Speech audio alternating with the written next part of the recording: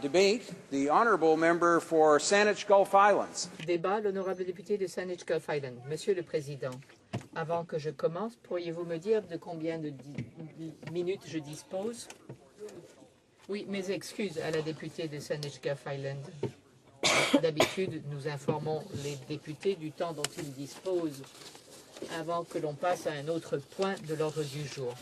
La députée disposera d'environ 3 minutes et les 7 minutes restantes de ses remarques lui seront accordées lorsque la Chambre reprendra l'étude de la motion. La députée.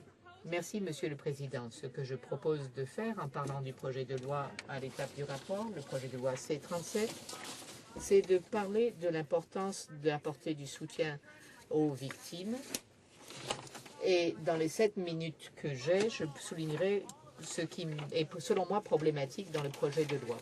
Je serai d'accord généralement pour dire que les services fournis aux victimes par les provinces et les territoires ont besoin d'être améliorés. Le titre du projet de loi peut induire en erreur. En fait, il s'agit d'une surcharge pour les victimes.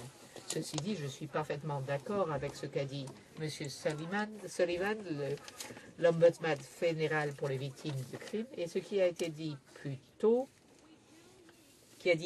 qu'il fallait changer de discours, qu'il fallait améliorer de façon substantielle les services aux victimes au pays. C'est sa recommandation qui a d'ailleurs amené le projet de loi. L'un des domaines où nous avons particulièrement besoin d'aider les victimes,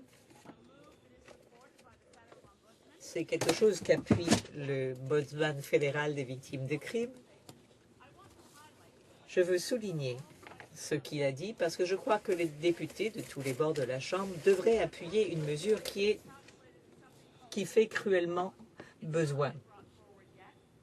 Ce n'est pas quelque chose qui a été déposé, cela a trait à quelque chose de tragique qui s'est produit et qui a frappé l'une de mes commettantes. Judy Peterson, il y a 20 ans, a une fille qui a disparu. Elle n'a jamais pu découvrir ce qui lui était arrivé. Elle s'est lancée, elle a une véritable croisade pour créer une base de données de l'ADN des personnes disparues qu'on pourrait consulter quand il y a un crime. Toutes les personnes à qui j'ai eu l'occasion de parler de cette possibilité estiment que c'est une initiative qui serait valable. Quand le comité permanent de la Chambre des communes sur la sécurité publique s'est penché sur la question, il y a quelques années, il s'est prononcé en faveur, ainsi d'ailleurs que le comité sénatorial des affaires juridiques et constitutionnelles. Et là, ce n'est pas encore transformé en loi. Récemment, lors d'une rencontre des chefs de police en août en Nouvelle-Écosse, cela a été réaffirmé. Il faut créer une base de données des personnes disparues afin de pouvoir s'y reporter quand un crime est connu. Ce serait précieux pour les victimes, mais cela ne figure pas dans le projet de loi. Je vous remercie, Monsieur le Président, et je reviendrai à C-37 après la période des questions. Député de Saanich Gulf Islands. Merci, Monsieur le Président. Avant la période de questions, j'expliquais les raisons pour lesquelles le projet de loi C-37 me cause de vives inquiétudes. On parle d'augmenter la responsabilité des détenus et en fait, ce sont des amendements au Code criminel qui sont proposés dans ce projet de loi. Les amendements au Code criminel portent sur le montant des surcharges compensatoires qui sont payées par les personnes condamnées. J'ai un peu de difficulté, Monsieur le Président. Est-ce que je pourrais continuer lorsque le bruit aura cessé?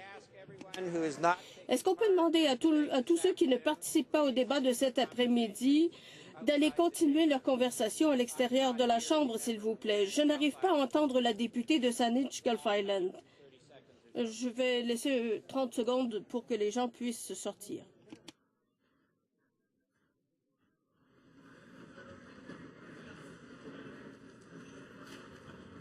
The honourable member for Saanich Gulf Islands. La députée de Saanich Gulf Islands. Merci beaucoup, Monsieur le Président.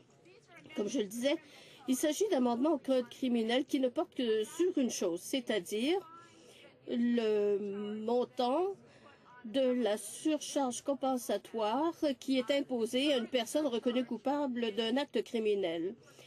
Cette surcharge représente 15 de l'amende imposée au moment de la détermination de la peine.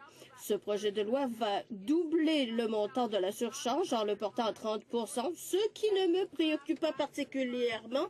Je pense qu'il faut être en mesure de bien financer les services aux victimes d'actes criminels. Mais ce qu'il faut préciser, c'est que cet argent-là n'est pas versé aux victimes, mais plutôt aux provinces et aux territoires. Et les provinces et les territoires sont supposés utiliser cet argent pour financer les services aux victimes. Ce n'est pas la même chose que la compensation. C'est donc un fonds distinct qui sert au financement des services aux victimes. Je sais que certains témoins devant le comité ont dit s'inquiéter de l'usage que les provinces et les territoires font, mais ce n'est pas de cela que je veux parler aujourd'hui. En plus de faire passer à 30 le montant de la surcharge compensatoire, ces amendements au code criminel créeraient également une amende de 100 $ dans les cas où aucun fonds n'est levé et tous ceux qui sont condamnés devront payer une amende de 100 $. Tous ceux qui sont condamnés en raison d'un acte criminel devront payer une amende de 200 $. Eh bien, c'est un domaine très difficile. Comme je l'ai dit, moi, le Parti vert et tous les députés, nous appuyons le soutien aux victimes d'actes criminels. Même s'il s'agit d'un acte criminel minime, c'est toujours traumatisant pour la victime. Et un acte criminel grave peut être catastrophique.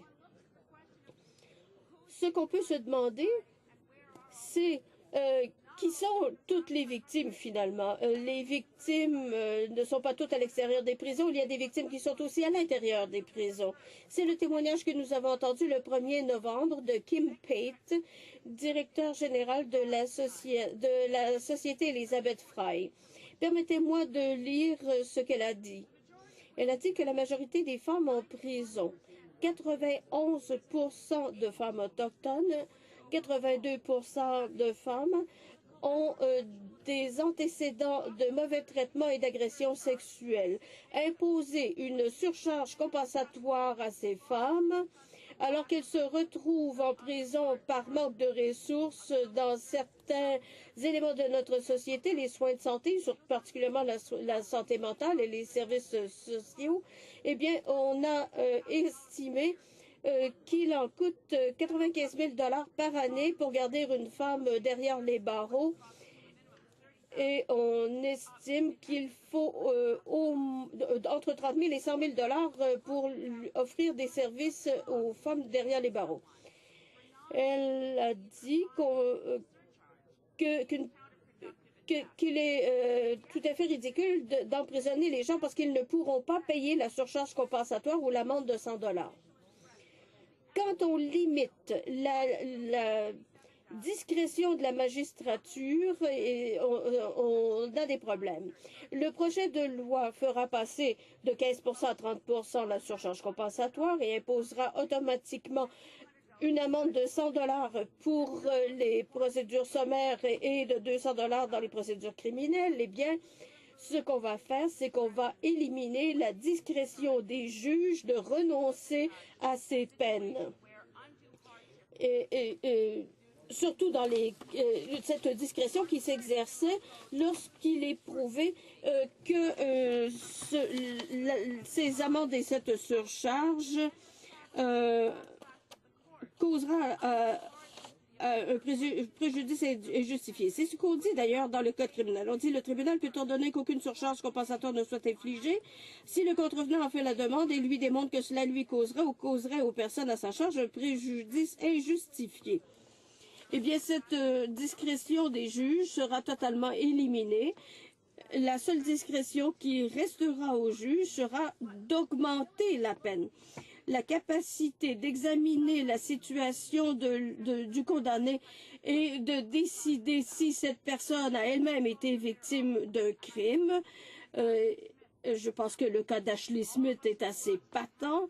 Nous avons tous vu ce qui s'est produit dans son cas et on a tous reconnu qu'elle était moins la coupable d'un acte criminel que victime de l'incarcération et des effets de l'incarcération. Cela a mené à sa mort. Si elle avait été libérée et qu'on lui avait dit qu'elle devait payer cette amende, où aurait-elle trouvé les ressources? Je pense que le résultat irait dans le sens contraire du but. L'Association canadienne du barreau canadien a dit ce qui suit. À notre avis, les changements proposés visant à augmenter la surcharge compensatoire au-delà de ce que bien des gens pourront payer signifiera plus de pauvres incarcérés et empêchera les juges d'user de leur discrétion pour garantir un résultat juste. Monsieur le Président, cette mesure législative n'atteint pas son objectif. Les victimes d'actes criminels devraient pouvoir avoir des ressources suffisantes, mais ce n'est pas la bonne façon de les leur donner. Merci, Monsieur le Président. Questions et observations.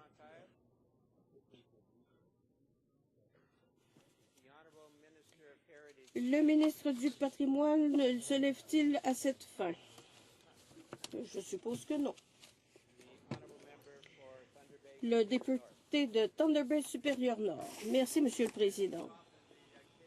Comme c'est souvent le cas, la députée de Saanich Gulf Island a une grande capacité de rattacher des détails qui passeraient sous silence. J'ai bien écouté ce qu'elle a dit et ça me préoccupe également. Je voudrais élargir un peu le sujet et parler de l'impact pour les victimes, mais aussi pour leurs familles. Qu'est-ce que ça voudra dire d'augmenter ces surcharges compensatoires en termes de mots sociaux? Je remercie mon collègue de Thunder Bay supérieur Nord. Oui, effectivement, ça a été une préoccupation d'un grand nombre des témoins devant le comité. Si on impose une amende pour un délit relativement mineur alors que cette personne ne pourra pas payer, ça va faire en sorte que cette personne va être criminalisée davantage, qu'elle ne pourra pas s'occuper de ses enfants et que le juge ne pourra pas déterminer s'il y a préjudice justifiable pour le condamné ou pour ces personnes à charge.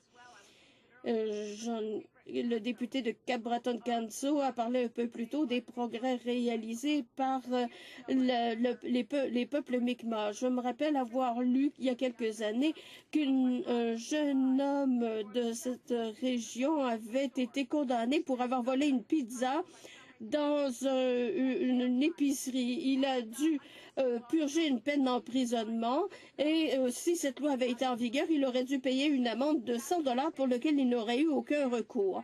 C'est une mesure qui va nuire aux familles, qui va nuire aux personnes et ça n'ajoutera absolument rien à la santé et au bien-être de notre société. Questions et observations. Le député de Thunder Bay supérieur Nord. Merci, Monsieur le Président. Je m'inquiète depuis déjà un certain temps de ce que, même lorsque nous sommes d'accord avec la majeure partie des mesures législatives, car nous voulons tous protéger et indemniser les victimes d'actes criminels, eh bien, les députés du gouvernement ne permettent pas qu'on apporte des amendements à leur projet de loi. Ils semblent estimer que leurs projets de loi sont absolument parfaits. Je voudrais poser une question à ma collègue. Est-ce que cette fois-ci, d'après elle, le gouvernement acceptera un amendement, une mesure législative importante pour améliorer le projet de loi et éviter une erreur grave? La députée de Saanich Gulf Island.